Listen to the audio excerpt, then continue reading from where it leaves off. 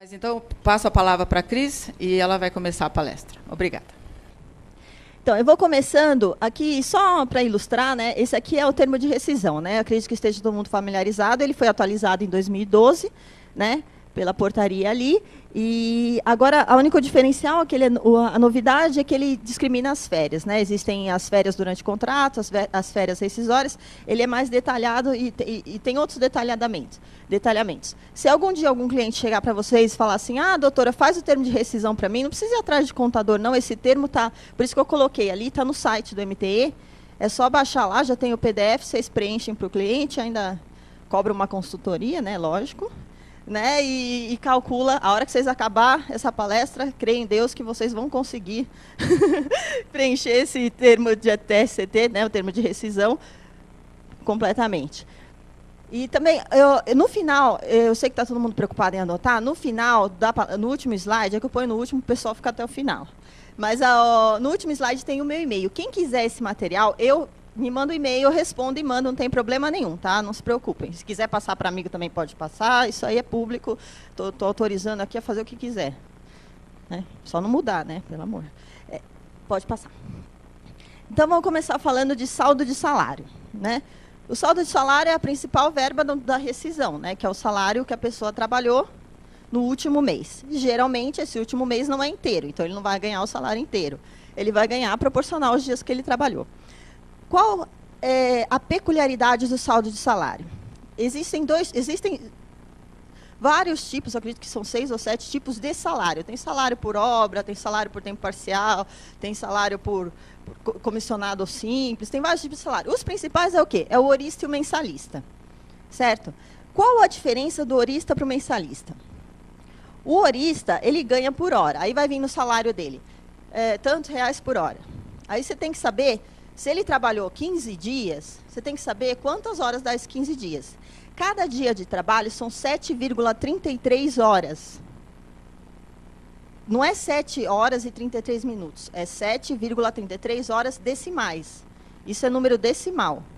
Por que eu faço assim? Porque é mais fácil, porque para você converter o dinheiro a hora em dinheiro, você tem que usar um número decimal, não a hora de relógio.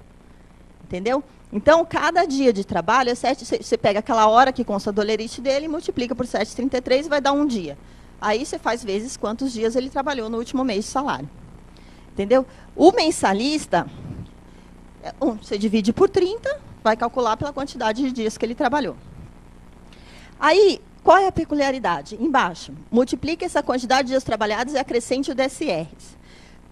Por que eu estou falando isso? O mensalista, o DSR está incluído no salário do mês. O horista não, tanto que todo horista vem no holerite, salário e depois DSR. Bem separado. Por quê? Porque o horista tem que receber o DSR separado. O mensalista, o DSR já está incluso no salário. Só que o que acontece? É preciso saber o DSR mesmo no mensalista, por quê? Porque se durante aqueles dias que ele trabalhou no último mês, ele faltou ou chegou atrasado, o DSR é descontado. Então, mesmo ele sendo mensalista, e principalmente por vai ser descontado o DSR que ele faltou. Vou explicar melhor mais para frente. Mãe. Então, aqui são explicando melhor o descanso semanal remunerado. Né? Ali está a fundamentação legal, né? Artigo 7º, inciso 15º, e a Lei 6.605 de 49. Vejam que a lei é bem recente, né? 49, acho que ninguém tinha nascido aqui ainda, né? Então, o que é o DSR? Nada mais é do que o 7º dia que o empregado ganha por trabalhar os 6 dias anteriores. Ele trabalha 6 dias e ganha o 7º. Entendeu? Por que eu falo isso, trabalha 6 dias e ganha o 7º? Porque o pessoal acha, tem empregador aí que é loja, né, que tem problema com funcionário, um substitui o outro, dá a folga no 8º dia, não pode, a folga é até o 7º.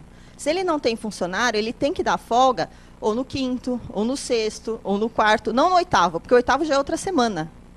Então, se ele deu a folga no 8º dia, esse 7º dia, que era para ser a folga, é hora extra. Hora extra 100% porque era folga. E quais são os requisitos? Aquilo que eu disse, assiduidade e pontualidade. Ele tem que ir todos os dias e chegar no horário contratado. Faltou Tem jurisprudência que fala assim, até 15 minutos não desconta, até 5 minutos. Depende do que lado que você está. Você está defendendo o empregador? É lógico, você atrasou 5 minutos, fim de DSR. Atrasou, agora você está pelo reclamante, atrasou 15 minutos, não, a tolerância, né, teve um problema, então não vai perder o DSR. Pode passar. Então, aqui eu estou ilustrando melhor a questão das faltas, né? Aqui, esse é junho de 2005. Nesse ano, nós tivemos um feriado dia 4 de Corpus Christi. Você consegue visualizar ali. Aí, por que eu coloquei emenda e emenda? Se a empresa emendou, pode ser que seja um órgão público, né, que geralmente é onde emenda tudo, mas se a empresa emendou esse feriado, então o dia 4, 5, 6 e 7 é DSR. Se ela não emendou, o dia 5 e 6 é dia útil. Só é DSR o dia 4 e o dia 7. Aqui nessa situação, eu coloquei como se tudo fosse DSR. Se ele tivesse... A empresa emendou 4, 5, 6 e 7. Então, o que nós temos? Nós temos... Conta ali, ó, 4, 5, 6, 3. Domingo, 1, 2, 3, 4, 7. Tem 7 dias de DSR nesse mês de junho. Aí, o que acontece? Esse rapaz, ele trabalhou, ó, ele foi demitido em 12/6/2015. Ele trabalhou até o dia 12. Só que ele faltou no dia 3/6. Ele falou assim, oba, feriadão, vou sair mais cedo, vou embora. Foi embora. Não voltou do almoço, foi embora. O que aconteceu com ele? O patrão, você é o advogado do patrão, vai preencher aquele TSCT lá que eu mostrei. O que vocês vão fazer? Descontar tudo. Vai descontar o dia 3 que ele faltou, vai descontar o dia 4, o dia 5, o dia 6. 6 e o 7. O cabra, porque vai sair caro o feriado dele, né? Porque ele vai descontar ali, ó. Ele trabalhou 12 dias. Tem uma falta, vai descontar, do dia 3. E mais 5 DSRs.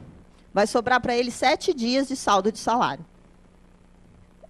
Agora, se ele não tivesse faltado, aí, tá vendo ali, ó? 7 dias ele trabalhou. Então, o saldo de salário dele, considerando um salário de R$ 1.200, é R$ 280. Se ele não tivesse faltado, ele trabalhou direitinho no dia 3, foi para casa, quando ele trabalhou outra semana inteira, foi demitido na sexta. Ele tem 8 dias trabalhados, mais os 4 DSRs do feriado. Ele tem um saldo de salário de 12 dias, R$ 480. Viram a diferença? Por isso que é bom, assim, contador não costuma prestar atenção nisso. Tem algum contador aqui hoje? Fora o filho de contador que estava aqui agora há pouco. Então, eu vou explicar. Eu não vou falar mal, tá? Não vou falar mal. Mas eu vou querer que preste atenção. Contador, ele faz conta com base na lei. Advogado faz conta com base na sentença e com base no interesse do seu cliente. Então, o contador... Eu já recebi muito TSCT de contador para juntar em processo, que eu rasguei e joguei fora. E fiz de novo. Por quê? Porque são essas peculiaridades que o contador não presta atenção. Às vezes não é nem por maldade. Às vezes o patrão não falou que no dia 3 o cabra não voltou depois do almoço. Então o contador não sabe. Mas você escutou o patrão falando, não, esse homem era toda véspera de feriado saía. Você escutou o teu cliente. Então, você sabe, você vai economizar R$200 dele ali. Entendeu? Isso num salário de 1.200. Imagina se fosse uma pessoa que ganhasse R$12.000. Põe mais um zero ali. Ia dar quanto? R$2.000 de diferença. É dinheiro para o seu cliente. Por isso que não aceitem, assim, sem discutir um TSCT de um contador. Mais para frente tem a questão das férias, que vai acontecer a mesma coisa. Mas, para passar. Então, aqui é só para a questão de calcular DSR. Né? Ali era saldo de salário, aqui é DSR simples. Por que tem que saber isso? No mensalista, isso aqui não interessa. Para calcular salário, essas coisas, ninguém pede assim, eu quero os salários do período mais DSR. Se ele for mensalista, você vai passar vergonha. Porque o mensalista, você não pede o salário mensal mais DSR, passa vergonha. É só se ele for horista. Eu quero o salário de horista mais DSR, aí pede. Entendeu? Então, o que acontece? Ali, ó, isso aqui é do mês desse ano de 2005. No mês de abril, a gente teve um monte de feriado, de Páscoa, maio, 1º de maio, junho, aquele mês que a gente acabou de discutir.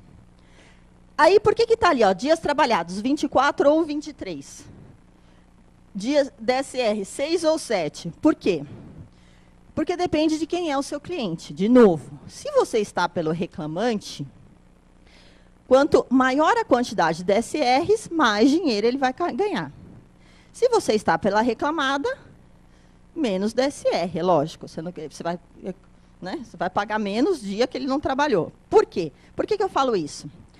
Porque ali, ó, principalmente em abril, tá vendo? Tem um monte por exemplo, no 3 e no 4 ali, o sábado não conta como DSR. Às vezes a pessoa não trabalha no sábado por conta da compensação semanal, mas é dia útil.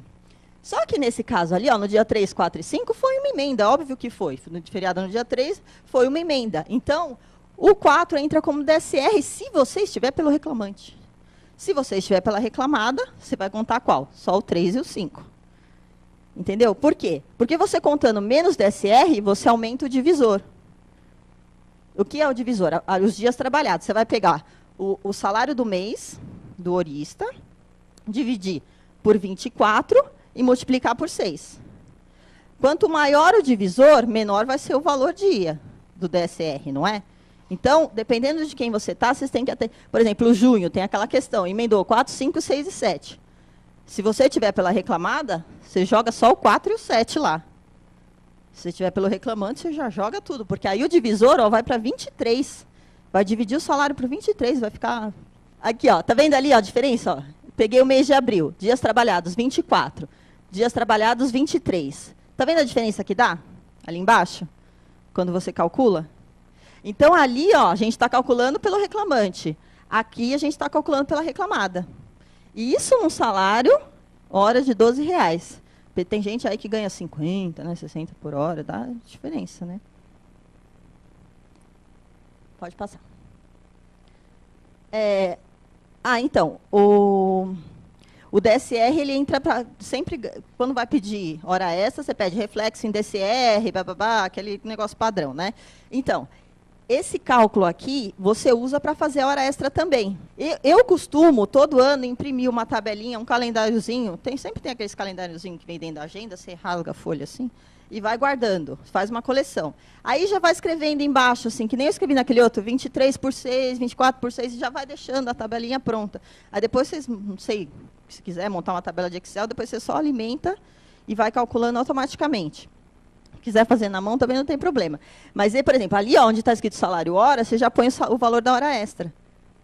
Aí você já vai calculando o DSR, aí você vai fazendo, ó, hora extra, tanto. Aí aquele salário dia não. Aí você vai pegar a média de hora extra, a média do mês. Vai dividir por 24, multiplicar por 6, você vai ter o DSR daquela hora extra. Entendeu? Não esqueçam o DSR. DSR parece que não, mas dá um dinheirinho. Ó, ali, ó, deu R$800 só naquele mês ali. Agora as férias. Então, o que são as férias? Ali está a fundamentação legal, né? O pessoal esquece de falar da convenção da OIT. Eu gosto muito de falar dessa convenção, porque ela fala umas coisas bonitas. É bom a gente colocar quando você quer fazer uma petição inicial. Porque, assim, ó, petição inicial grande, eu vou falar a real, o juiz odeia. Você não faz a sua petição inicial para o juiz, porque ele não gosta. Porque ele quer petição inicial de 2 páginas. Só que petição inicial de 2 páginas você não ganha, você não leva para o tribunal, não muda ela no tribunal, é uma desgrama. E o cliente não vai achar que você é um bom advogado. Agora, se você faz uma petição inicial enorme, que nem eu faço, o pessoal fica... Ela fala, né? O povo reclama, os advogados da reclamada. Aí você põe a convenção da OIT, aí o seu cliente vai lá, porque eles vão lá ver o processo. Você acha que não, mas eles vão, viu? É que agora é digital, está mais difícil, mas antigamente eles iam. Olha, a inicial que a minha advogada fez, que o meu advogado fez, fica com orgulho do advogado, indica vocês para os outros, é uma beleza. Porque já que a gente não pode fazer propaganda, a gente vai fazer propaganda com quem? Com os nossos clientes, não é? Então, põe aí a OIT, o negócio, fica bonito. As férias. As férias ela tem que ser paga na época própria, todas essas coisas. Se ela não for paga na época própria, ela vai ser paga com a última remuneração recebida pelo reclamante. Então, assim, se as férias é de 3 anos para trás, você não vai usar o salário de 3 anos para trás. Você vai usar o salário do dia da demissão, que óbvio que vai ser maior. Por que isso? Porque ela é uma indenização, porque ela não foi gozada, ela não foi paga na época própria, então ela tem que ser indenizada no valor atual. Pode passar. Então, o que é importante saber das férias? Período aquisitivo. Período aquisitivo é o período que o reclamante trabalha durante 12 meses para ganhar as férias. É a mesma coisa do SR, ele trabalha a semana inteira para ganhar o 7º dia. As férias, ele trabalha 12 meses para ganhar um mês de férias. Esse é o período aquisitivo. O período concessivo é, completado esse período de 12 meses aquisitivos, o empregador tem mais um ano para conceder essas férias. Se ele não conceder nesse ano, o que vai acontecer? Ele vai pagar as férias em dobro, que é ali, férias na dobra, artigo 137. As férias vencidas são o quê? As férias que ainda está no período concessivo, ainda está no prazo, ela já foi completado o período de 12 meses, mas ela ainda está no prazo para ser concedida. E as férias proporcionais é quando a pessoa é demitida e ainda não completou um ano de trabalho para ganhar mais umas férias. Pode passar. Então, pessoal que trabalha para reclamada, é sempre bom, porque aí o contador pega e manda, o cabra foi mandado embora por justa causa. E vem lá o TSCT com férias proporcionais e 13º proporcional. Aqui a fundamentação legal está falando que justa causa a pessoa perde as férias proporcionais. O pessoal não costuma adotar muito isso, né? Porque o pessoal tem medo. Ah, mas aí o cara vai ficar nervoso, vai entrar no processo no Justiça do Trabalho, vai sair mais caro. Eu não sei. Você pergunta para o seu cliente, quer pagar? Para não discutir? Paga, porque às vezes é 1/12, é um mês de, né? Um mês de trabalho que vai dar as férias proporcionais, então vai dividir um salário por 12, é uma mixaria, põe lá no TSTT. Mas quer brigar? Chegou o patrão e falou assim, não, eu quero brigar, não vou pagar, eu quero pagar o mínimo possível. Aqui está a fundamentação para não pagar na justa causa as férias proporcionais. Tá? Pode passar. Então, outra coisa que tem que prestar atenção também é o quê? O artigo 130, o inciso 1 ao 4, o inciso 1 ao 4 é aquelas 4 linhas que estão ali embaixo. Fala o quê? A falta, porque assim, é o mesmo critério do descanso semanal remunerado. A pessoa tem que trabalhar 12 meses com assiduidade e pontualidade. Faltou, injustificadamente, tá? Se trouxe atestado e você aceitou o atestado, não pode. Mas injustificadamente, até 5 vezes, ele tem direito aos 30 dias de férias. E vai caindo. Chegando ao ponto de faltar de 24 a 32 dias durante o ano, durante os 12 meses, ele tem direito a 12 dias. Passou de 32, ele perde direito às férias. Mesmo porque, se ele faltou 32 dias, ele já teve as férias dele mais 2 dias, né? Então, tem que prestar atenção nisso, porque, assim, às vezes eles te mandam uma documentação com TSCT que está constando as férias lá. Às vezes, no ano de... às vezes o patrão manda embora e não paga férias nenhuma, né? Só que aí você pega o cartão de ponto do caboclo e vê lá que durante aquele ano daquelas férias ele faltou 32 vezes. Aí o seu cliente não vai ter que pagar aquele mês, entendeu? Só que essa informação, às vezes, não foi para o contador, ele não sabe. Aí vem no TSCT as férias daquele ano. Entendeu? Na mesma coisa, quando você vai contestar a reclamação trabalhista. O cabra está lá pedindo todas as férias. Aí você mostra, olha, nesse ano ele faltou 32, nesse ano ele faltou 24, nesse ano ele faltou... Aí você salva um monte de dinheiro ali do seu cliente na contestação. Tem que prestar atenção nisso. Pode passar. Então, aqui eu calculei, que geralmente eu calculava aqui, mas demorava muito. Aí eu fiz aqui para ficar mais fácil. Calcular as férias. O que é uma situação? Se vocês não estiverem entendendo essa situação, vocês me expliquem, eu ilustro ali melhor. Ele foi admitido em 10 de janeiro de 2012, foi demitido em 25/3/2015, sem nunca ter recebido férias nenhuma. Tá? Acontece muito isso, hein? Quando chega um cliente com uma situação dessa, coisa linda. Sempre dá cafezinho, senta na cadeira, uma beleza. Então vamos calcular. O primeiro período, aquele PA1 é o quê? O primeiro período aquisitivo. Ele vai do dia da admissão até 9/1/2013. São os 12 primeiros meses. Esse período aquisitivo venceu um ano depois, 9/1/2014. Então, quando ele foi demitido em 25/3/2015, já tinha vencido e faz tempo, né? Então, esse é dobrado. Essa férias é dobra. O segundo, mesma coisa. Venceu em 9/1/2015. Ele foi demitido em março de 2015. Dobrada também. Aí, o terceiro período aquisitivo venceu em 9/1/2016. Ele foi demitido antes, mas o período aquisitivo tinha completado em janeiro. Então, essa é simples, mas é integral. Aí ele foi demitido em 25/3, mas o quarto período aquisitivo começou em 10/1 de 2015. Então, ele tem o quê? Ali, ó, 10/1 até 9/2, 10/2, 9/3, 10/3 até 25/3. Ele tem 3 meses, dos 12 meses do período aquisitivo. Ali tem 15 dias, não tem? No último mês. Então, a lei fala o quê? 15 dias ou mais é um mês a mais. Então, são o quê? As férias proporcionais dele são 3/12. Você vai dividir o salário dele por 12 e multiplicar por 3. Aí, o que tem que prestar atenção? O abono.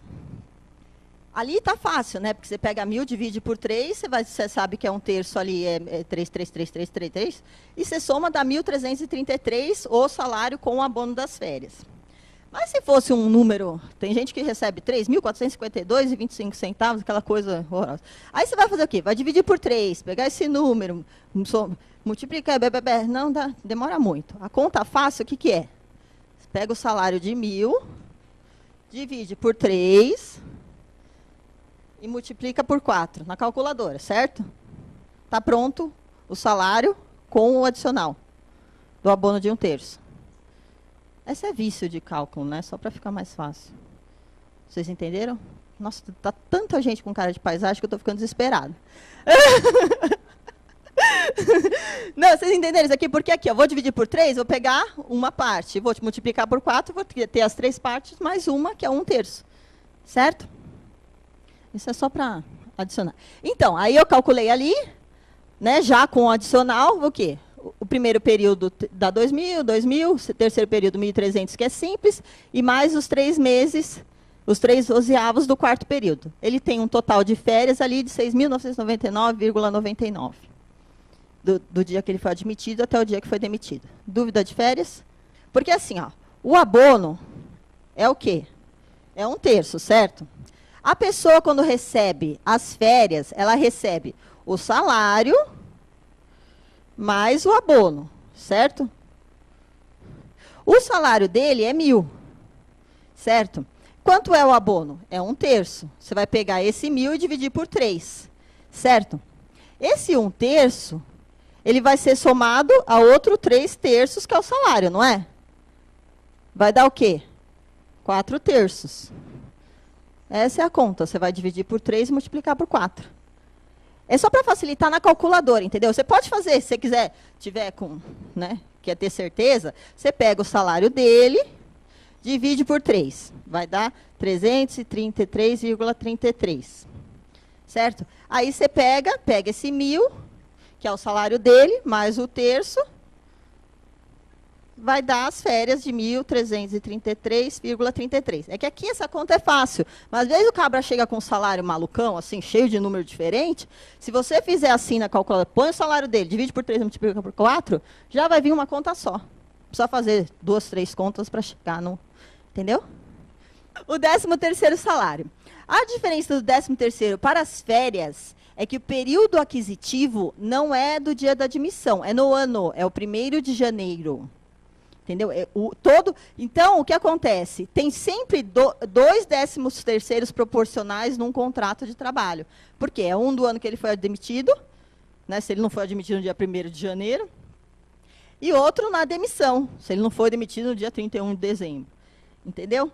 Por quê? Porque ele conta, o período aquisitivo do 13º é o ano do calendário. Entendeu? E ele tem que trabalhar o ano inteiro para ganhar um 13º salário. Um salário a mais no ano, a título de gratificação natalina. A questão das faltas. Aplica aquela questão das faltas durante o ano para o 13º? Aquela não se aplica. Não.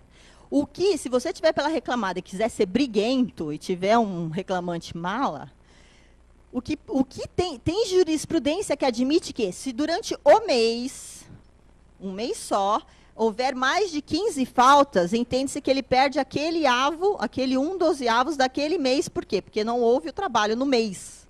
Porque ele faltou mais da metade do mês. Mas isso também não é uma coisa certa, mas é motivo para brigar, se quiser. Mas o que tem de peculiaridade no 13º? O 13º não tem abono, tá? É só o salário. E ele pode ser dividido em 2 parcelas. E essas 2 parcelas devem ser pagas até o dia 20 de dezembro. Normalmente, a empresa paga no dia 30 de novembro e depois no dia 20 de dezembro. Tem empresas que pagam em julho a primeira parte e pagam no 20 de dezembro a outra parte. Isso pode? Pode. O que não pode é que tem uns...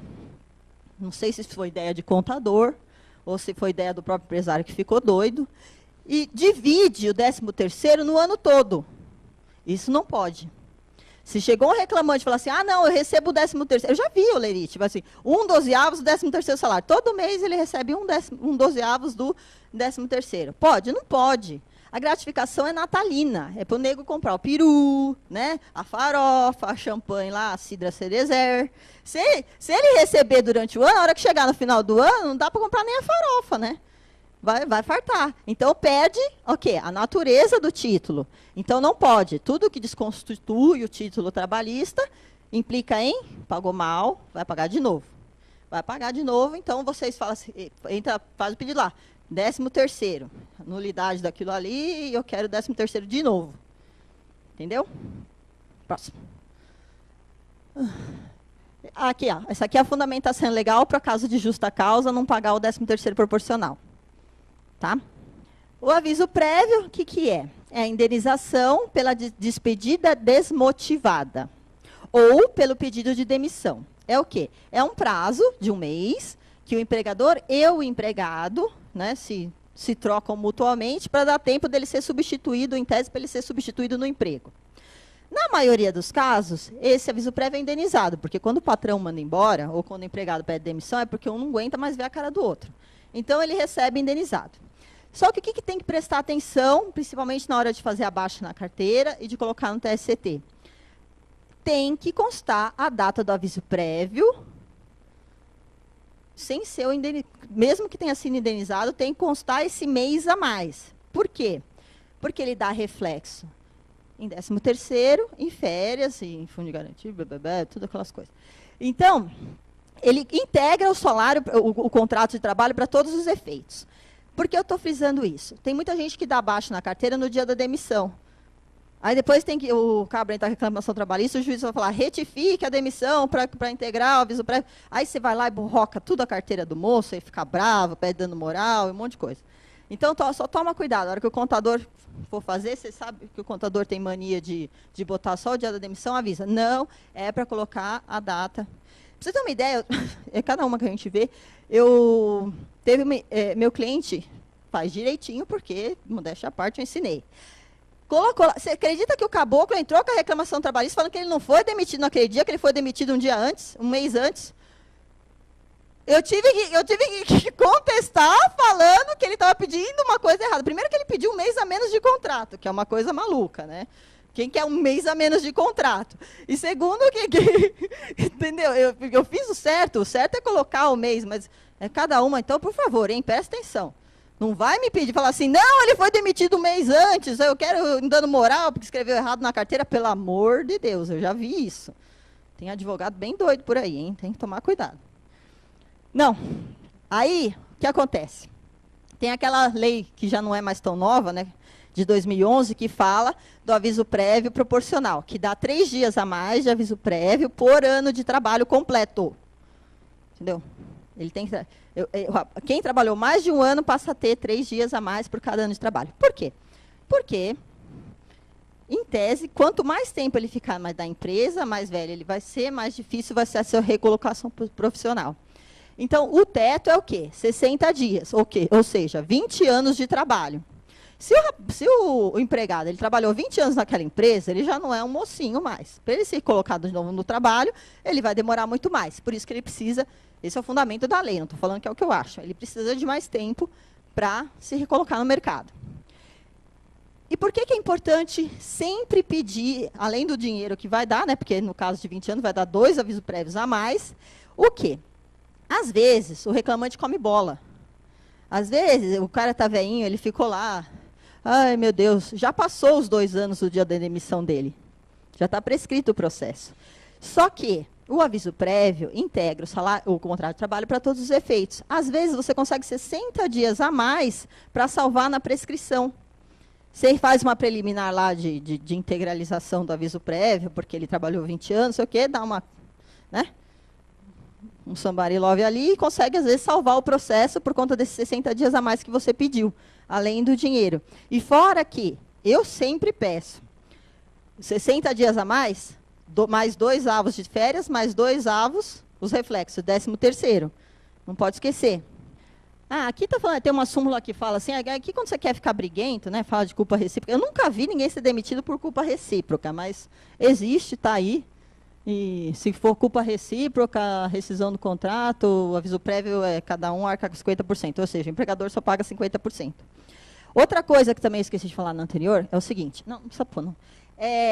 Essa questão da prorrogação do aviso prévio por conta do ano trabalhado não se aplica ao empregador. Tá? No início da lei se discutiu muito se assim, ele tem direito a 90 dias, mas ele pediu demissão, esses 90 dias reverte para o empregador, não reverte. A jurisprudência já pacificou que não, porque esse é um benefício pro empregado ser colocado no mercado de trabalho, que ele, em tese, tem mais dificuldades. O empregador, não, a dificuldade para ele achar outra pessoa para substituir é a mesma do que qualquer outro empregado. Em tese, né, vai saber. Mas, então, não tem, se o empregado pediu demissão, o empregador não tem legitimidade para pedir que ele cumpra 90 dias de aviso prévio ou indenize o valor correspondente. Tá? Toma cuidado com isso. Pode ir. Adicional de salubridade. Adicional de salubridade, ali tá as fundamentações legais, né? É aquela história, trabalhar em atividades insalubres, né? Gás, poeira, barulho, produto químico, né? Isso aí precisa pedir a perícia, né? Tem que pedir a perícia, o juiz vai dar no grau que o perito, por mais que você contrate assistente, uma coisa que eu gosto de falar é o seguinte, quando for fazer perícia, salubridade, perícia médica, vai junto com o cliente. O empregado tem mania de mandar o cliente lá, vai lá. Entendeu? Vocês têm, às vezes tem juiz que é chato, então você já na audiência fala, excelência, eu vou acompanhar a perícia. Por quê? Não que eu queira dizer que o perito possa ser comprado, mas pode. Tem isso. Tem outras coisas também que pode ser que ele não preste atenção. Entendeu? Se o seu cliente for sozinho, ele vai se sentir intimidado e não vai falar. Se você está junto, o cliente fica na tua orelha. Doutora, não era assim quando eu estava aqui. Doutora, não foi isso que eu mexi. Doutora, nunca me entregaram esse negócio, as EPI da vida. Então, você tem que ficar ali, por quê? Você vai falar para o perito, essa EPI na época dele não tinha. Esse produto aqui, que ele usava na época. Às vezes o negócio, eu já vi casos em que os produtos químicos estavam escondidos no canto, eu achei. Falei assim, aqui, doutor, aqui os negócios. Porque eles escondem, vixe, a empresa precisa ver. Quando você chega na empresa para fazer perícia, lavaram o chão. Tá uma coisa linda, para não ter pó. Eles desligam a máquina. Tem que falar para o reclamante, tem alguma máquina aqui que quando você trabalhava estava funcionando e agora não está? Tem que falar para o perito. Entendeu? Você não ganha processo, assim, sentado na mesa do escritório. Tem que ir para doideira. Tem que... Não, às vezes o dono da empresa não te deixa entrar, não deixa entrar o reclamante, fala assim, imagina, o reclamante precisa acompanhar a perícia. Eu tenho aqui, eu peço autorização para o juiz para acompanhar. Consta na ata, eu levo a ata. Não pode me impedir, senão vou anular isso aqui tudinho. Entendeu? Tem que ir para o barraco, porque aí o perito vai falar assim, essa é doida. Eu escuto muito isso. Escuto bastante, não sei se dá para perceber que eu sou doida. Tem gente que acha. Aí o perito vai falar assim, essa advogada é doida, vou fazer a perícia direitinho. Entendeu? Aí você ganha o grau máximo lá, porque é uma coisa linda. Entendeu? Presta atenção. Aí o perito vai dar as porcentagens. Aí com base em quê? Essa porcentagem vai em cima do quê? Passe, por favor. A perícia, ela é cobrada, óbvio. O perito não vai trabalhar de graça, mesmo porque ele não é uma pessoa concursada, é uma pessoa que foi contratada pelo juiz para fazer a perícia, e quem vai pagar é quem perdeu a perícia. Então, assim, se o reclamante perder, por isso que quando você vai entrar, você já faz uma preliminar enorme, pedido de assistência judiciária gratuita. Passou que eu sou reclamante, sou pobre, fui demitido, estou desempregado, quero justiça gratuita. Por quê? Se ele perder a perícia, quem vai pagar é o Estado. O tribunal, na verdade, que não vai pagar, porque eu conheço um monte de perito aí que está executando honorário de perícia, que está sofrendo que nem cachorro. Por isso que eles preferem condenar a reclamada. Por quê? Porque se a reclamada perder a perícia, o juiz vai estipular um valor e a reclamada tem que pagar. Então, também, se você tiver pela reclamada, tem que acompanhar a perícia também com o seu cliente. Tem que sim, vai assim, isso aí não pode. Pode sim, você está pela reclamada, o cliente te contratou, você vai defender o cara. Você vai chegar lá um dia antes e falar assim, ó, some com essas latas tudo aqui, porque geralmente eles põem aquele monte de lata de solvente do lado das máquinas, aquela desgraceira toda, né? Aquele monte de poeira no chão, lava esse chão, some com essas... Já fiz muito isso. Some com essa máquina vai ficar desligada, arranca a tomada, quebrou a máquina. Entendeu? Tem que fazer. Esse país, ele fez... As leis desse país é para acabar com a vida do empresário. Então, o quê? Vamos usar a lei a nosso favor. A favor de quem? Seu, meu mesmo. Ué, se o cliente perder o processo, ele não vai me contratar de novo. Agora, se eu faço tudo isso, o perito chega lá e fala, não tem salubridade, nossa, o cliente vai ficar feliz, vai indicar a gente para outro cliente, para outro amigo dele empresário, vai ser coisa linda. É marketing pessoal, isso aí. Tem que dar, isso aí também é coisa de doido, mas tem que fazer. Entendeu? Mas, aí, se você está pelo reclamante, chega lá e vê uma situação dessa, que também, como eu já faço, eu sei que eles fazem, eu chego lá, eu vou procurar onde é que está, eu fico andando. Saber onde é que foi que esconderam as latas. Não, porque está em algum lugar. Porque eles vão ter que usar as latas, eles não vão jogar fora. Porque as latas custam caro, solvente de máquina, principalmente essas coisas de ferramentaria aí, é caro. Então, esconderam em algum canto, ele vai achar. Aí, se tem máquina desligada, local de trabalho foi alterado. Confesso aqui, porque eles alteraram, a máquina está desligada, aquela ali está desligada. Como é que vai ver se tem barulho aqui? Entendeu? E tem constado a perícia isso, tem que brigar. Aí, às vezes, advogado trabalhista não ganha processo com a petição inicial. Ele ganha processo com diligência, né, acompanhar a perícia médica, e em audiência. Juiz não lê processo, o juiz não tem tempo de ler processo. É o que eu disse, você faz uma petição enorme, linda, para o cliente achar que você é o máximo. É verdade, porque o juiz não vai ler. Ele vai o quê? Ele vai prestar atenção na audiência, nos depoimentos, e vai julgar de acordo com os depoimentos. Então, você não tem que dar de louca só na perícia, tem que dar de louca na audiência também. Entendeu? Não dispensa. Doutora, dispensa depoimentos de jeito nenhum. Você está pelo reclamante, você quer ouvir a reclamada. Você está pela reclamada, você quer ouvir o reclamante. Por quê? Porque se um dos dois confessar o que você está pedindo, acabou o processo. Entendeu? Fala assim, aí você vai lá, está pedindo, que nem aquele lá, você pediu 5 anos de férias. Chegou lá, o senhor pagou? Não paguei mesmo, não dava para deixar ele sair de férias. Acabou, precisa de testemunha. Você está pedindo 50 horas semanais de hora extra. Chega o cara lá, que hora que o dono da empresa fala assim, ele fazia, ele trabalhava, ele fala, porque ele não vai fazer as contas das 50 horas, mas você pergunta, que hora que ele trabalhava? Das 8 às 10 da noite, das 8 às 10 da noite. Ele confessou hora extra, precisa instruir o processo, acabou, encerra a instrução, ganha o processo. Não pode, porque tem advogado que não orienta o cliente. Por isso, vocês têm que orientar o cliente também. Chega na audiência, fala assim, chega meia hora antes. Por quê? Para você não infartar, saber se ele vai chegar ou não. Não, primeiro, você marca, você fala para o cliente, as audiências às 10h30, você fala que é às 10, para ele chegar. Aí você tem meia hora no mínimo, né, fora as 2 horas que você vai esperar que vai atrasar a audiência. Você tem meia hora no mínimo para orientar a criatura. Fala assim, qual era a jornada dele? Das 8 às 10 da noite. Não era! Você grita, tem hora que eu grito.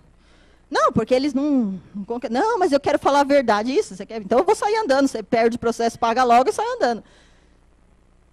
Para que contratou se quer falar a verdade? Não é verdade? Deixa o cara cobrar. A gente junta lá o cartão de ponto daquele jeito e vai, né? Porque pela reclamada não tem muito o que fazer. Somente se faz tudo errado. Então tem que orientar o cliente. O reclamante, principalmente, já teve reclamante que eu orientei, chegou lá, falou besteira, perdi o processo. Por quê? Porque não adianta o reclamante ou o reclamada falar uma coisa, não adianta você ter 15 testemunhas para falar o contrário. Se ele falou, o depoimento dele é confissão, acabou. Então não adianta só orientar a testemunha, tem que orientar o seu preposto e o seu reclamante, para ganhar o processo na audiência. Audiência é um teatro, a audiência trabalhista é uma delícia. Então, base de cálculo de salubridade. O que acontece? Hoje é para calcular com base no salário mínimo. Pega o salário mínimo, põe lá 10, 20, 30%, 40% de salubridade. A base de cálculo. Por quê? Porque isso aqui, eu coloquei porque teve todo um histórico. Lembra uma época, em 2008, que falaram da súmula vinculante, que não podia mais usar o salário mínimo, aquela história. Aí entraram... Passa uma. Isso aí foi tudo que aconteceu, né? Aí mudaram uma súmula, mudaram outra. Aí, no fim das contas, o Gilmar Mendes entraram com um processo lá, declarando a inconstitucionalidade da súmula vinculante. O Gilmar Mendes achou que estava boa esse processo, deu uma liminar falando que é mesmo, é o salário mínimo mesmo, que é a base de cálculo de insalubridade. Mas, por que eu botei esse negócio tudo? A hora que vocês me mandarem e-mail, eu mando para vocês esse negócio. Vocês podem colocar no pedido. Por quê? Isso aqui é uma liminar. Esse julgamento não foi, esse processo não foi julgado. Né? Essa situação é liminar. Então, o que acontece? Não vai acontecer. Mas vai que acontece que antes que acabe o seu processo, eles mudam isso aí. Cancela a súmula, não sei o quê, e fala que não é com base no salário mínimo, é com base no salário do caboclo. É com base no piso salarial da categoria. E aí? Só que você já entrou com o processo pedindo com base no salário mínimo. Você vai poder mudar? Não vai. Então, você vai pedir o quê? Tudo isso aí, ó. Você junta essa balela toda que eu escrevi aí, que é todo o histórico, não sei o quê, e fala que você quer com base no salário. Faz pedido sucessivo. Eu quero com base no salário, quero com base no piso da categoria, quero com base no salário mínimo. Por quê? Porque vai que eles julgam esse processo e declaram inconstitucionalidade da súmula vinculante, e aí adota o salário, aí pelo menos você já está resguardado, é fato novo, você alega lá, fala, eu já pedi, agora mudou. Então eu quero com base nisso aí. Dá para ganhar uma grana, né? Considerando os 5 anos de prescrição do contrato para trás. Então é sempre bom pedir. Vou passar. Periculosidade é a mesma coisa. Só que a periculosidade, às vezes pede perícia, às vezes não, porque a periculosidade está elencada, né? Tem ali o decreto, que é do MTE lá, que fala as atividades consideradas perigosas. Né? Ela já quer eletricidade, fogo, esse povo que trabalha, que pode morrer. A insalubridade, ela causa doença e prejudica a saúde. A periculosidade mata. A pessoa está trabalhando lá num quadro de força lá, morre eletrocutada. Então, é um perigo de morte, por isso que é a periculosidade. E a periculosidade é com base no salário. Isso aí já está no artigo, isso aí não tem o que discutir. Então, se você tiver na dúvida entre a periculosidade e a insalubridade, qual você vai preferir? Sempre a periculosidade. Né? Então, agora, calma. Está esperto, mas eu vou explicar isso aí. Da acumulação. Antes não podia. Antes, o que eu fazia? Eu pedia os dois, esperava o resultado da perícia, o perito falasse se era periculosidade ou insalubridade, e via se desse a periculosidade, eu optava pela periculosidade, é óbvio. Né? Só que agora, ó, teve recentemente... Não, olha lá, o processo é de 2011, mas a decisão é recente, é do começo do ano, se não me engano, um negócio assim. Lá no TST... Nesse RR aqui, o ministro falou que pode pedir os dois. Se o trabalho é perigoso e insalubre, não existe impedimento legal para acumulação. Entendeu? Então, já formula lá um modelinho de pedido, de acumulação, usa com base essa decisão e já... agora vamos falar das horas extras, né? A partir da 8ª hora, a partir da 44ª hora semanal. Essa é a ordem. O que quer dizer isso? Quer dizer que no dia, ele tem que trabalhar no máximo 8 horas e durante a semana 44. A semana tem 7 dias, 6 dias úteis, dá 8, 8, 8, 4 no sábado. Essa é a hora certa. Por que eu estou falando isso? Pela questão da compensação que o doutor ali, olha, é esse aqui, estava falando. Né? Porque é comum as pessoas pegarem essas 4 horas do sábado, compensarem durante a semana e a pessoa não trabalha no sábado. Aí trabalha uns minutos a mais durante todos os dias e no sábado não trabalha. Essa é a compensação assim, mais comum, né, e que não tem tanto rigor. Já se admite que seja um acordo tácito, já se admite que não seja feito por convenção coletiva ou acordo coletivo. Já é o que eu ia falar. A jurisprudência agora, com relação à compensação de horas, já está bem flexível. Né? Por isso que eu falei que, até na entrevista que eu falei lá, essa é uma questão que está preocupando muito, somente a advocacia trabalhista, porque a hora extra é o filé mignon, né, da reclamação trabalhista. Né? O que dá mais dinheiro, gera reflexo em tudo, e com essa flexibilização, aí, essa admissão de banco de horas e compensação de jornada, não estão mais pagando hora extra para ninguém. Aí, então, o que eu vou falar aqui? Vocês prestem atenção. A gente tem que desconfigurar esse banco de horas com base nos critérios que eu vou passar aqui. Ah, outra coisa. Isso aqui, esse é o site do MTE. Lembra que eu falei do TST? É aí que está. Mas o que eu vou falar aqui? O que tem que prestar atenção, quando a pessoa chega, a primeira coisa que você vai perguntar, qual é a sua categoria, qual é o seu salário, qual é o seu sindicato. Por quê? Porque o adicional normal constitucional é o quê? 50% dia normal, 100% feriados e domingos. Só que tem convenção coletiva que estipula adicional de dia de semana 70%, 60%, 120% do dia do feriado. Então, isso dá diferença. Então, a primeira coisa que você vai procurar é a convenção coletiva da categoria. Aí, o que você vai fazer? O seu cliente chega lá e fala assim, eu era eletricitário, eu era copeiro, eu era padeiro. Você vai fazer? Que sindicato que seja que está escrito na sua carteira? Porque eles estão obrigados a escrever na carteira a contribuição para que sindicato que for. Você pega aquele sindicato, escreve no Google assim, sindicato, CNPJ. Tá? Isso é o que eu faço. Porque, geralmente, no site do sindicato mesmo, não consta CNPJ. Mas sempre tem alguma convenção coletiva que está rolando aí na net, que você escreve o nome do sindicato, CNPJ, aparece o número. Aí você vai pegar o número do CNPJ do sindicato, vai entrar no site do MT. Está vendo aquela flecha vermelha ali, está escrito Sistema Mediador? Está vendo? Você vai descer o site, está lá embaixo, ó, Sistema Mediador. Você clica ali. Passa, mãe. Aí vai abrir, não vai abrir isso aqui, vai abrir aquele negocinho ali do lado. Está vendo a outra flecha vermelha? Vocês conseguem enxergar ali? Está ruim? Instrumentos coletivos registrados. Você vai clicar ali e vai aparecer esse outro negócio. Está vendo esse formulário aqui? Aí ali você vai estar lá em cima, ó, você clica ali, faz um xizinho no CNPJ, escreve CNPJ do sindicato. Se quiser limitar o período, falar assim, ele trabalhou de tal ano a tal ano, vai ali embaixo e limita o período. Vai aparecer as convenções coletivas daquele sindicato registradas. Você não precisa pedir para o caboclo ir no sindicato pagar R$40 numa cópia, entendeu? Isso aí já está chancelado. Quando você baixa, ele baixa em PDF, já baixa com a autenticação do MTE. Então não tem como ninguém falar que não é a convenção de verdade. Entendeu? Vamos tirar dinheiro do sindicato. Não gosto do sindicato também, não. Eles cobram a contribuição do sindicato do caboclo, e chega lá, o cara quer uma cópia da convenção, eles cobram ainda? Não é? Vai ali, ó, de graça. Internet é uma maravilha. Então, aqui, o advogado não sabe fazer conta, né? Não sabe, por isso vocês estão aqui. O que eu fico louca da cabeça? 1 hora é 60 minutos. 1 hora é 100 centésimos. Estão vendo ali? Então, 60 minutos é 100 centésimos.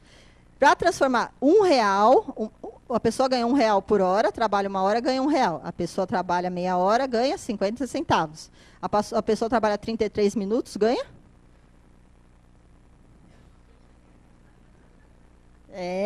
Não é 33 centavos. Não, é mais de 50, não é? Então, como faz esse cálculo? É simples, ó. Regra de 3, não é? 60 minutos é 1 hora, 45 minutos é X. Vai dar a fórmula ali, 45 minutos vezes 1 dividido por 6. Então, o que você vai pegar? Você vai pegar... Alguém tem? Abre a calculadora aí, doutora. Abre uma calculadora aí.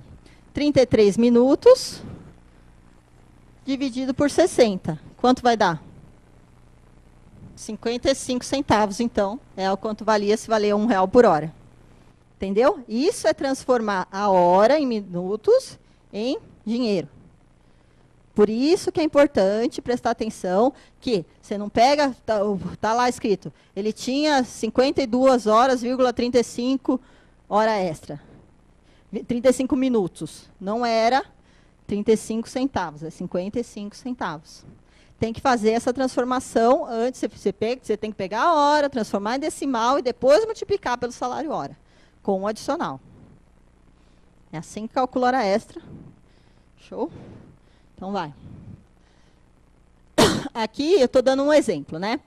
Porque, às vezes, na sentença, vem escrito assim, hora extra a partir da 8ª ou 44ª hora semanal, o que for mais benéfico. O que quer dizer isso que é mais benéfico? O que der mais dinheiro, você escolhe e aplica. Essa é a verdade. Normalmente, quando a pessoa faz hora extra, ela trabalha mais de 8 horas por dia. Então, compensa mais você fazer a partir da 8ª diária, que é o que eu fiz ali em cima. Entendeu? Ó, a jornada dele era das 7h42 às 12h, saía para o almoço, esse fazia almoço. Às vezes nem faz almoço, então você vai direto.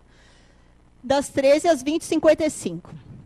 Então, ali, o primeiro período deu 4 horas e 18 minutos, o segundo período deu 5 horas, 7 horas e 55 minutos. Ele trabalhou um total de 12 horas e 13 minutos nesse dia. Você vai tirar as 8 horas certas, né, que é a 8 horas regular. Ele tem, nesse dia, 4 horas e 13 minutos de hora extra, só nesse dia. Você pega o salário hora dele de R$12, põe um adicional de 70% para ilustrar a questão da convenção coletiva. Esse é um exemplo que o adicional era maior. É 4,80 de adicional. Então, você vai pegar o quê? As 4 horas e 13 minutos vezes 16,80? Não vai, porque não pode. Você vai pegar o quê? Transformar aquele 4,13 em 4,22, que é a hora decimal. Você pegar o 13 e dividir por 60 dá 22, não dá, doutor? Então, vezes 16,80, que é a hora extra. Então, naquele dia, ele ganhou R$70,90 de hora extra. Entendeu? A partir da 8ª. Agora, quando que compensa a 44ª? Quando não tem compensação na semana. Quando ele trabalha no sábado também. E o sábado ele só tem 4 horas. Então passou. Está vendo ali? Na semana inteira, ó, deu 44 horas e 43 minutos. Então ele tem 0,43 minutos de hora extra naquela semana. Geralmente é muito mais, mas se for mais, é porque é a partir da 8ª hora, então compensa mais fazer a partir da 8ª. Mas aqui eu ilustrei porque durante a semana ele não extrapolou as 8 horas. Então, o quê? Se você pegar e fazer a partir da hora, ali não vai dar nada. Porque no sábado também não dá. Então, você soma a semana toda e tira a diferença, entendeu? Ah, compensação de jornada. Súmula 85. O que fala a súmula 85? A súmula 85 fala da compensação semanal, que é aquela que eu falei, que é a normal, que a pessoa não trabalha no sábado, divide a hora do sábado durante a semana. Então, assim, ali regula, ela foi reformulada recentemente porque está se flexibilizando. Então, aqui, ela mudou, porque antes só falava que podia ter compensação semanal se tivesse acordo coletivo, convenção coletiva. Agora não, já botaram ali o último, não se aplica no banco de horas. Então, ali está falando do banco de horas, mas é porque tem outra lei. Nessa hipótese, o trabalho deverão ser pagas... Não, onde é que está o negócio? Aqui, ó. O acordo é válido. O acordo individual para compensação de horas é válido. Está vendo ali no 2? Ele já está admitindo que não precisa mais ter. Então, se o seu cliente chegar lá, eu posso fazer ele compensar o sábado durante a semana? Faz um papel aí, ele assina e está tudo certo. Já pode. Tá? Antes não podia, antes eu obrigava, pedia hora extra, era um inferno. Mas agora não dá mais. E também, só que aí o que tem que fazer? Que é o que eu falei, a gente tem que buscar as minúcias da lei para descaracterizar esse acordo de compensação. Por quê? Porque você quer ganhar hora extra, você quer ganhar dinheiro.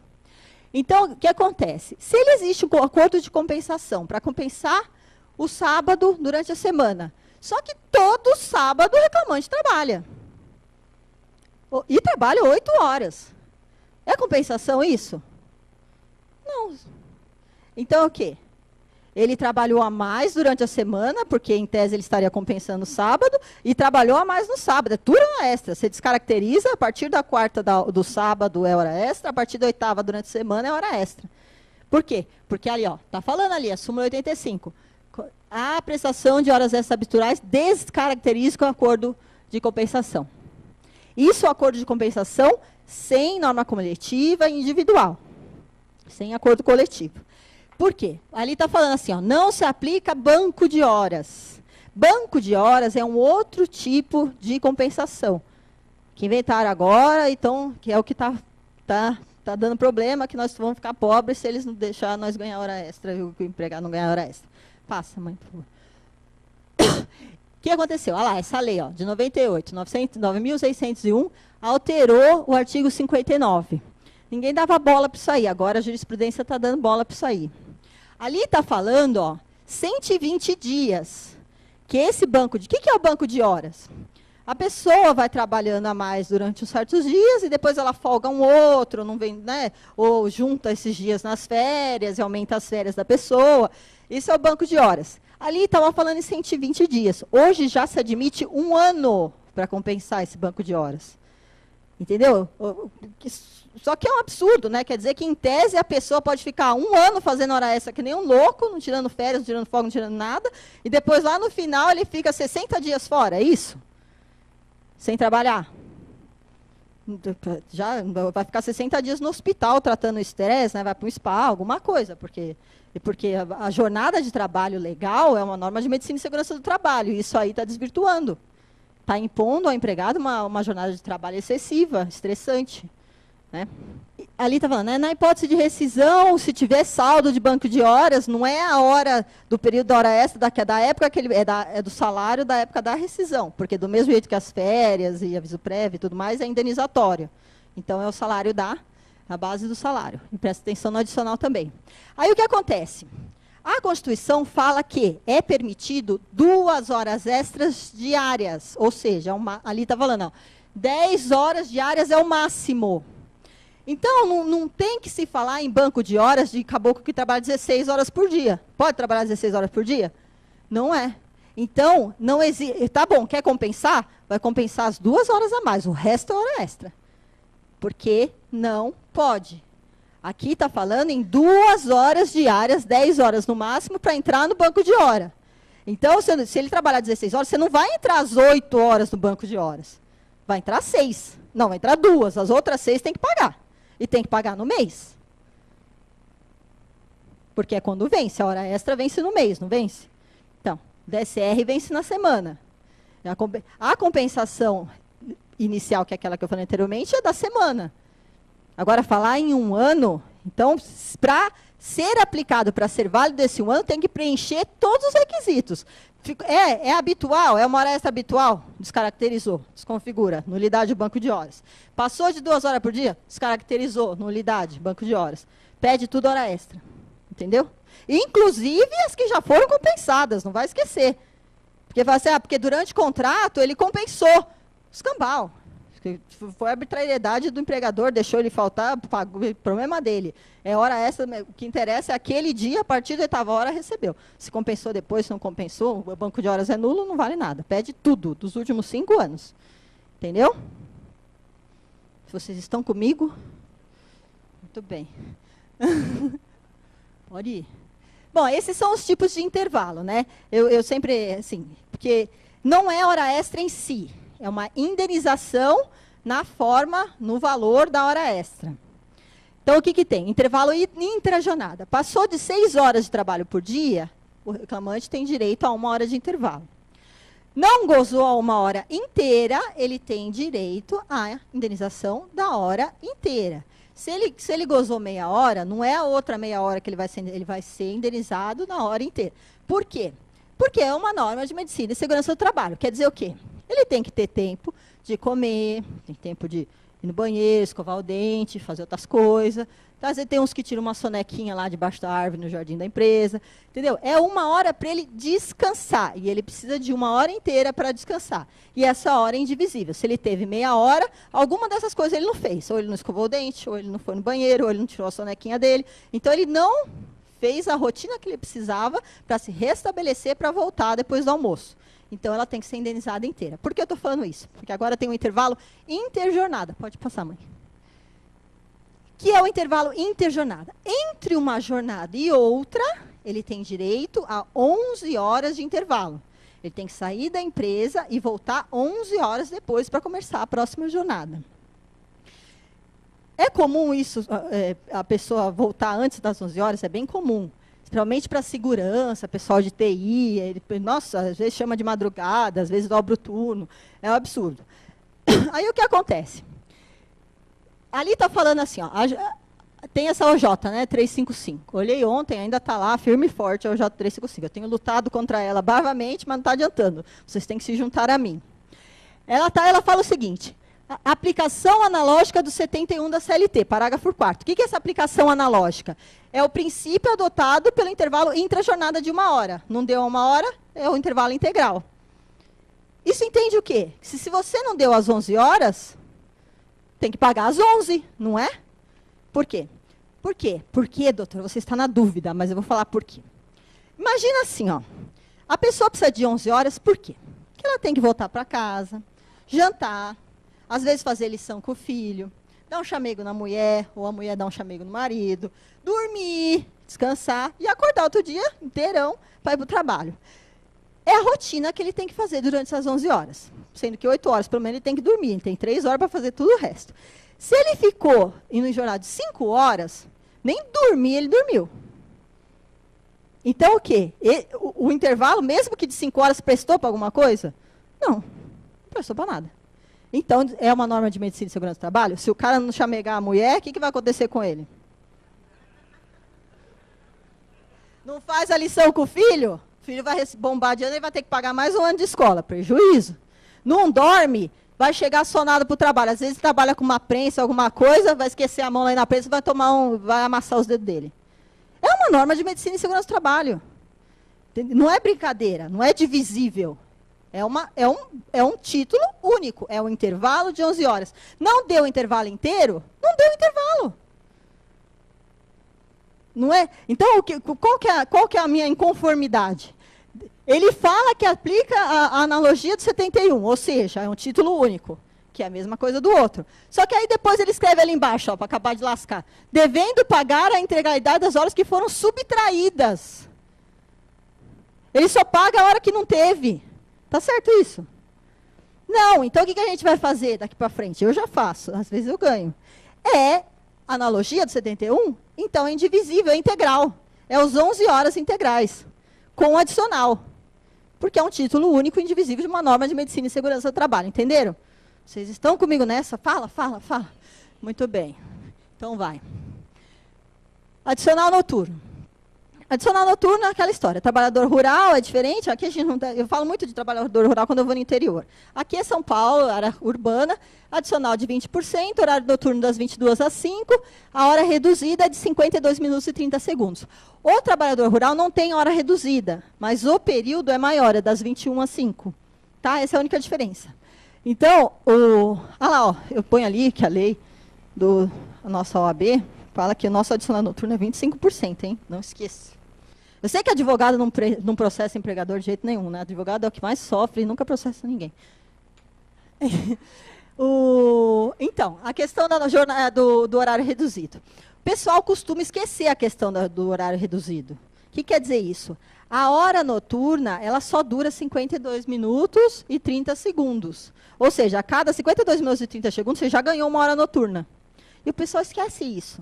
Só põe um adicional de 20%. Mas não é. Você tem que pegar o período noturno, que vai das 22 até quando acabar, que é o que eu falo da prorrogação, vou falar daqui para frente. Então, assim, não é até as 5 horas. Se o cara começou a trabalhar às 22 e foi até 10 horas da manhã, não é até as 5 e depois sem adicional. Não é até as 10, porque é prorrogação. Continua noturno, ele não dormiu. Então, é noturna. Então, o que você vai fazer? Você vai pegar essas 10 horas e fazer esse fator de redução aqui. Está vendo ali, doutor? Não dá para ver no telão. Então, 8 horas. Porque assim, qual é a base dessa regra de 3? Das 22 até as 5, na verdade, são 7 horas que valem 8. Então, 8 horas vale 7, a X vale 1. Para eu saber quanto vale a hora noturna. Aí eu faço esse cálculo, vocês podem até esquecer essa regra de 3, você só põe o fator de redução, 1,1429. Esse é o fator de redução. Você pega a quantidade da jornada noturna e multiplica por 1,1429. Depois dessa multiplicação, vocês colocam um adicional. Entendeu? O pessoal esquece depois, só põe os 20% e... Então, aí aqui é a fundamentação legal desse que eu falei. Continuou na jornada noturna após as 5 da manhã, é jornada noturna, aplica fator de redução e os adicionais de 20%. Tá? Tem tudo isso aí está mais do que pacífico, tá um monte de OJ, tem coisa. Sempre é bom botar, né, aquela velha história. Põe tudo as OJ lá na inicial que o cliente fica prestigiado. Correção monetária. Correção monetária, aquela história, época própria, bababá. Isso aí geralmente já vem até na sentença. A gente só põe porque... O que é época própria? É quando o negócio tinha que ser pago, entendeu? Então, assim, ele tinha que ter pago aquela diferença salarial na 1900 e bolinha, a correção é de lá para cá. E como é que faz essa correção? Da onde você tira? Olha lá. Quem tiver a ASP, tem a tabela na ASP, é mais fácil. Quem não tiver, entra no site do TRT, e não é aquele cálculo trabalhista que eles põem lá, que é umas tabela maluca. É a tabela que consta os... Todo mês muda essa tabela de cálculo, porque eles vão... O TJ não, ele só vai adicionando o último índice, né? O trabalhista ele faz diferente. Ele coloca todo mês ele muda a tabela e coloca o fator de correção mês a mês. Então, o que acontece? No TJ, que a gente vai atualizar um valor, a gente pega o índice da época, pega o valor, divide pelo índice da época e multiplica pelo último que tem. No trabalhista, não. Você só pega o índice da época da última tabela e multiplica. Já atualiza automaticamente. Porque todo mês eles atualizam a tabela inteira. Assim, é coisa de português, né? Em vez de fazer igual no TJ, é mais fácil. Mas daí todo mês você tem que ir lá e ficar baixando a tabela. E não é em Excel, você tem que ficar copiando índice por aí. É um saco. Tem um povo que faz umas programação aí e faz esse negócio. Eu não sei mexer, eu tenho que fazer na mão. Juros, 1% ao mês, aplicado pro rata, sentença, o termo de juros deve incidir sobre o crédito atualizado. Então, o juro, primeiro você aplica a correção e depois põe os juros. Tá? Geralmente, os juros é da data da distribuição, da data do trânsito julgado, vai constar da sentença. Então, você já corrige tudo, soma tudo, aí naquele saldo total você aplica os juros. Porque tem que esperar somar tudo para fazer. Juros é o mais fácil. Imposto de renda. Imposto de renda tem aquela coisa da época própria, a tabela de isenção, isso aí todo mundo sabe. O que eu quero falar é outra coisa. Às vezes, tem juiz que é bem chato, né, e põe um valor bem alto, e às vezes tem um imposto de renda absurdo. Aí o que eu falo? Essa lei, tá vendo essa lei de 7.713? Ela é de 2010. Tá vendo? 2012, ela foi, aquela lei foi alterada pela lei 2.350 de 2010. O que fala ali? Olha ali, ó. Calculado sobre o montante de redução mediante atualização da tabela progressiva, redução de quantidade de meses, blá, blá, blá. Tá, isso aí não interessa. Ali embaixo, ó. Inclusive de advogados se tiverem sido pagas pelo contribuinte sem indenização.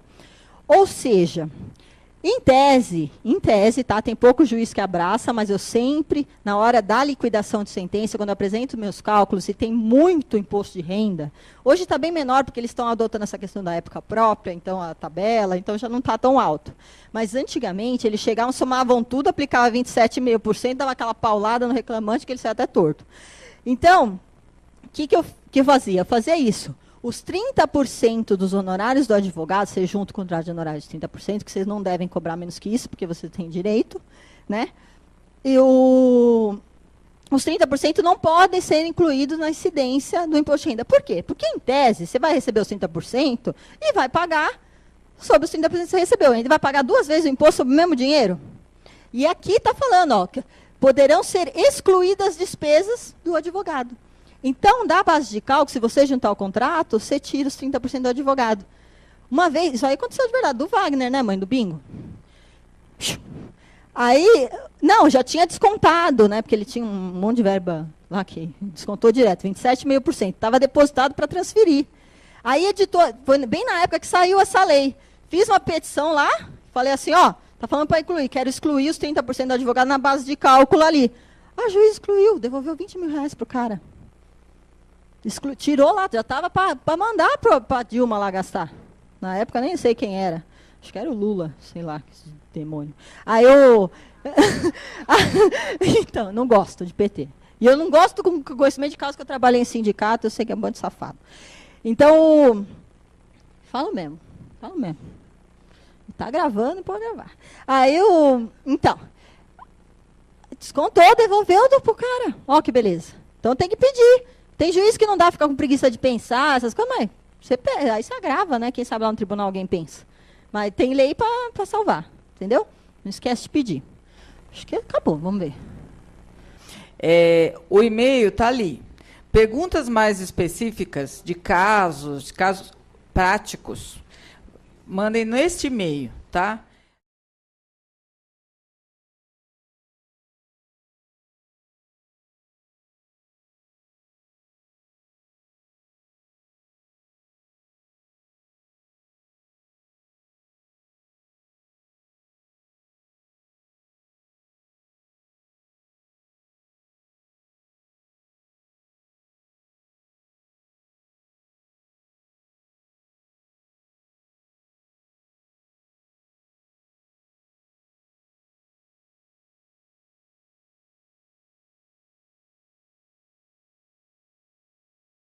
Mas então, passo a palavra para a Cris e ela vai começar a palestra. Obrigada. Então, eu vou começando aqui, só para ilustrar, né? Esse aqui é o termo de rescisão, né? Eu acredito que esteja todo mundo familiarizado. Ele foi atualizado em 2012, né? Pela portaria ali. E agora, a única diferencial, é que a novidade é que ele discrimina as férias, né? Existem as férias durante o contrato, as férias rescisórias.